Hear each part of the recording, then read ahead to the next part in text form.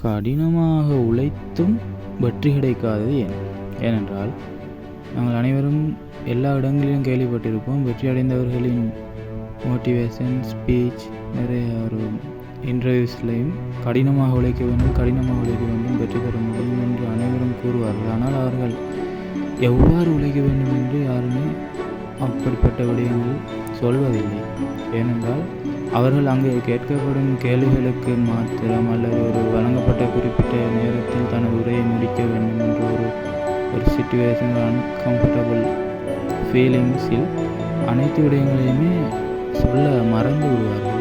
அல்லது ஒரு மேலோட்டமாக ஒரு சிறு சிறு தலைப்புகளாக தான் கூறுவார்கள். நாங்கள் அதனை புரிந்து அதனை பகுப்பாய்வு செய்து ஆழமாக சிந்தித்து அதிலிருந்து சில கருத்துக்களை எடுத்து தான் நாங்கள் அதை பெற்றுக்கொள்ள வேண்டும். ஆனால் எல்லோரும் அப்படி பார்ப்பதில்லை. அவர்கள் கூறுவதை பார்ப்பார்கள். அவர்கள் கூறுவார்கள் தொடர்ந்து முயற்சி செய்ய வேண்டும், படிப்படியாக முயற்சி செய்ய வேண்டும், கடினமாகத்தான் இருக்கும், கடந்து செல்ல வேண்டும். அப்படிப்பட்ட இதையும் அவர்களுடைய வாழ்க்கையில் உதாரணமாக ஒரே விடயமாக இருக்கலாம், அதை பல்வேறு வழிகளில் செய்து முடிக்க முடியும். அதாவது அவர்கள் அதை ஒரு விதத்தில் பார்த்து செய்திருப்பார்கள். அவர்கள் செய்ததைப் போலவே நீங்களும் செய்ய வேண்டும் என்றில்லை. சில வழிகள் காலதாமதம் அடையலாம், சில வழிகள் இலகுவாக முடியலாம்.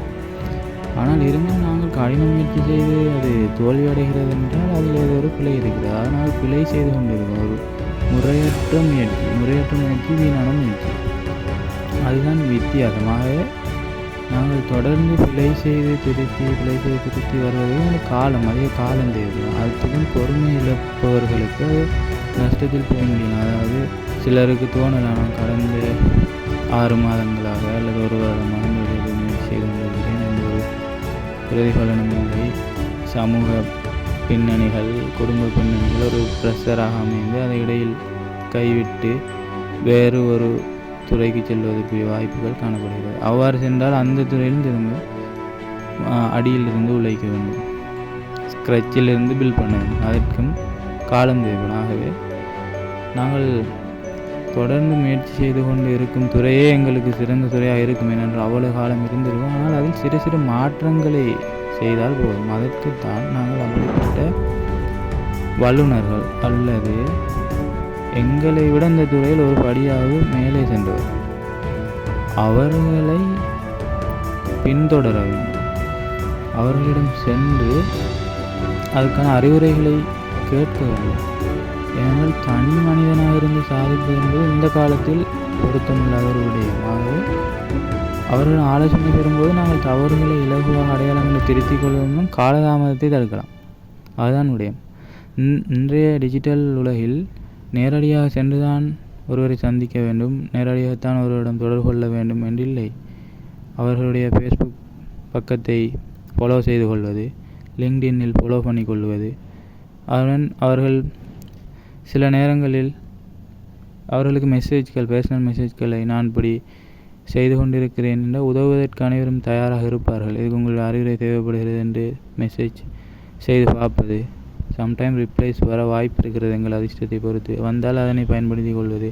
அவர்களுடைய வரலாறு, அவர்களுடைய ப்ரொஜெக்ட்ஸ் எதுவும் முன்னைய ப்ரொஜெக்ட்ஸ் எதுவும் அவர்கள் ஒரு சேம்பிளுக்கு ஷேர் செய்திருந்தால் அதை பார்ப்பது. எவ்வாறு செய்திருக்கிறார்கள், இவர்களுடைய இந்த கடந்த கால நடைமுறை எவ்வாறு காணப்பட்டிருக்கிறது.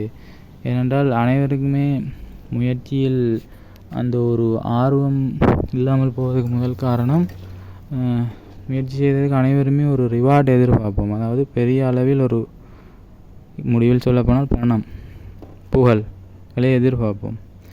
அது அவர்களுக்கு ஆரம்ப கட்டத்தில் எந்த அளவுக்கு கிடைத்திருக்கிறது? உண்மையாக நீங்கள் ஆராய்ந்து பார்த்தால் இன்றைய நாளில் வெறும் புகழ்பெற்றவர்களாக பாராட்டுக்குரியவர்கள் இருப்பவர்கள் அந்த நாட்களில் சிறு சிறு ரிவார்ட்ஸ் தான் அவர்களுக்கு கிடைத்திருக்கும். முதலில் அனைவருமே 0விலிருந்து ஆரம்பித்து தான் வந்திருக்கிறார்கள். ஆகவே நாங்கள் முதல் கட்டத்திலே அப்படி எதிர்பார்ப்போம். அப்போது எங்களுக்கு மனச்சோர்வுகள், மனத்தளர்வுகள் ஏற்பட்டு முயற்சி இடையில் கைவிடுவதற்கான வாய்ப்புகள் தான் கூடுதலாக காணப்படும். ஆகவே அது அவர்களுடைய வளர்ச்சி எவ்வாறு இருந்திருக்கிறது, முதலில் எப்படி இருந்திருக்கிறார்கள், அப்புறம் எப்படி அவர்களுடைய அந்த வருமானம் அதிகரித்திருக்கிறது, எப்படி புகழ் அதிகரித்திருக்கிறது, அனைவரும் பேசும் ஒரு பொருளாக எப்படி மாறி இருக்கிறார்கள், அதனை ஆராய்ந்து அவர்களிடம் அறிவுரைகளை கேட்டால் அவர்களுடைய இன்டர்வியூஸ் அதுகளை கொஞ்சம் யூடியூப்ஸ் அதில் கொஞ்சம் வாட்ச் பண்ணி அப்படியான ஒரு மனநிலையை வளர்த்து கொள்வது தான் தொடர்ந்து முயற்சி செய்து வெற்றி பெறுவதற்கான